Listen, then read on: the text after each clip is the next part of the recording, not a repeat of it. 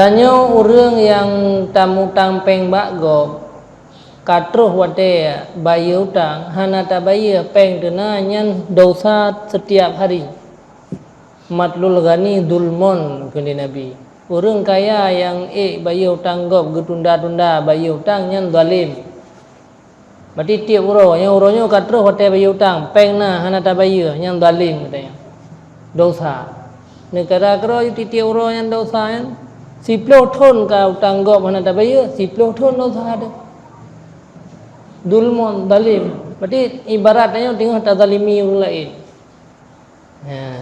Makanya utangnya berat dalam agama. Sehingga waktu tingut katanya pergi tulis hutang. Tulis hutang. Kadang-kadang waktu tak menanya hanya kali tinggal bunga. Maka tulis mengai tupu dia anak-anak tu tengok.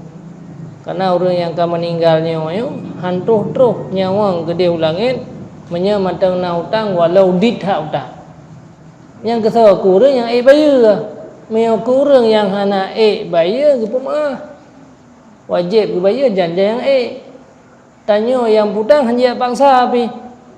Dia tak putang peng ke garansi yang 3 juta hana ngampu bayar le kagasian ke. Nya hanya ala ke sabe dia syada yang ada ke sabe. Hana juga. Putit diupre pajan kaya baru dia lah lagi nyamban undang-undang agama.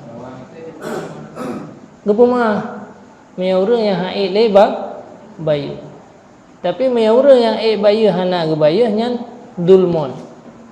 Matlul gani dulmon. Jadi dah syah sampai